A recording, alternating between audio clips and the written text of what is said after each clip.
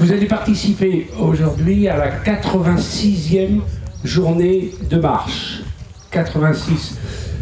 J'insiste, c'est pour avoir une pensée pour l'équipe permanente qui, elle, est partie depuis le 7 mars. Et c'est vraiment beau pour ces gens-là. Ça fait plus de 1250 km. Hein. Il n'y en a plus que... Bonjour Rémi et Blandine. Bonjour Gérald. Merci Bonjour, de Gérald. répondre à ces quelques questions. On profite un petit peu de cet air frais. Il fait chaud sur ce parcours pour discuter un petit peu et nous entretenir. Nous venons de voir à l'instant Loïc qui nous rappelait qu'on était à la 86e journée, aujourd'hui la 87e. Déjà, j'aimerais savoir comment vous allez tous les deux en tant que responsable de cette grande Troménie de Sainte-Anne. Eh bien, effectivement, c'est la 87e journée sur 115. Nous allons bien. La fatigue physique est là, nous n'allons pas le nier, mais je pense que nous avons des grâces d'État. Est-ce qu'on peut faire un bilan peut-être un petit peu rapide parce qu'on est à 3 mois et demi? Vous, en tant que responsable général de cette Troménie, si vous deviez faire un bilan à 3 mois et demi passés? Alors écoutez, pour faire un bilan, je pense qu'il faut repartir des objectifs que nous avait fixé notre évêque, Monseigneur Santaine. Monseigneur Santaine nous avait fixé 2 objectifs pour cette Troménie. Le premier objectif, c'était raviver la foi des paroisses. Et le deuxième objectif, c'était ramener les Bretons au Christ. Alors, en ce qui concerne raviver la foi des paroisses, je vais faire quelques constats. Le premier constat, je pense, porte sur les équipes, la constitution des équipes. Les équipes, il y a un responsable tronçon, responsable sur le tracé d'une communauté de paroisses. Il peut être responsable de plusieurs communautés de paroisses. Et donc, il forme une équipe locale. Et finalement, c'est cette équipe locale, petite main, eh bien, qui fait le tracé, qui fleure l'église, qui apporte les fleurs pour la calèche, et puis surtout qui est en lien direct avec le recteur. Et finalement, il y a un côté très fédérateur de la Troménie de Sainte-Anne au sein des paroisses. Il n'y a pas un responsable tronçon qui ne nous ait pas dit « Grâce à la Troménie, j'ai fait connaissance au sein même de mon équipe de personnes que je ne connaissais pas avant. » D'accord, alors pour que les spectateurs comprennent bien comment cela fonctionne, donc vous avez ce regard général et ce travail que vous avez mené, et je crois que vous avez travaillé 2 ans avant que cela ne commence. Donc vous partagez cette collaboration de regard général avec Loïc Gallois ainsi que son épouse. Et voilà, il y a des responsables donc, de tronçons qui sont responsables de chaque petite portion de tronçon. C'est cela, mais chaque responsable tronçon a lui-même constitué sa propre équipe. Voilà, et c'est là-dessus qu'on voulait insister. Le responsable tronçon s'est constitué une équipe plus ou moins importante qui peut aller de 10 jusqu'à 80 pour un tronçon, 80 bénévoles. Voilà, et ces équipes-là se sont constituées en parallèle des groupements d'animation paroissiale, vous voyez. Donc c'est vraiment une nouveauté pour les paroisses bretonnes. Et autour du recteur. Donc c'est pas une organisation de fidèles laïcs et le recteur regarde. Non, non, c'est avec le recteur. Il y a vraiment cette participation et cette interaction équipe-recteur. Le deuxième bilan relatif à la foi des paroisses porte sur la redécouverte du pèlerinage. Chaque jour, nous marchons 15 km en moyenne. On a redécouvert ce qu'était la marche ensemble en priant, un pèlerinage. Faire un effort ensemble, créer une véritable cohésion et la cohésion autour de la prière. Vous voyez, ça c'est extrêmement révélateur de la Troménie. Tous les jours, on a redécouvert ce pèlerinage. Et enfin, toujours sur ce point de raviver la foi des paroisses, on a redécouvert aussi l'adoration. Tous les soirs, il y a, dans le schéma type de la Troménie, proposé une veillée de prière.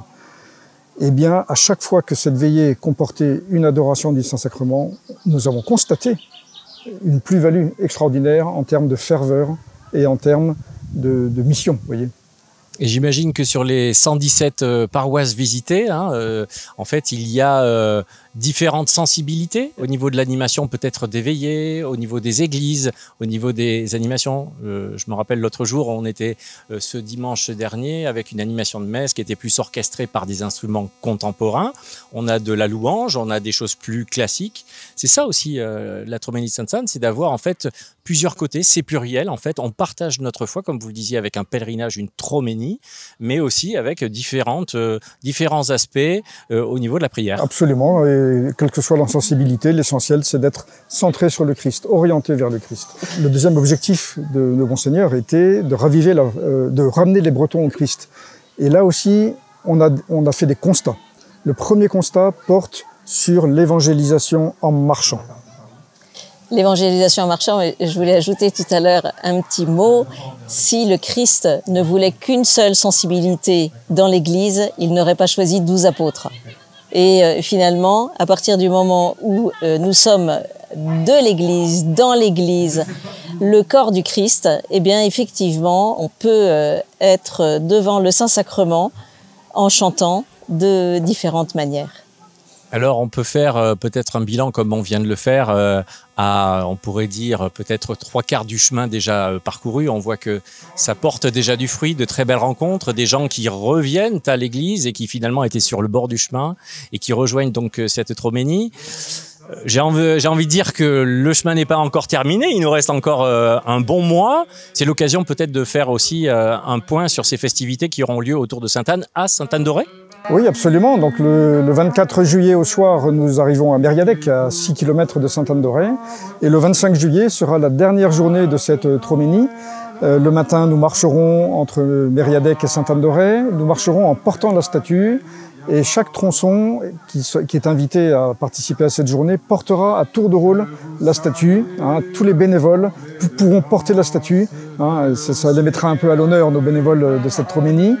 Et puis l'après-midi, la dernière grande procession à partir de 15h30 dans les rues de Sainte-Anne-d'Auray. Et nous serons accueillis par le cardinal Sarrat et notre évêque, Monseigneur Santaine, sur l'esplanade du sanctuaire de Sainte-Anne-d'Auray. Très bien.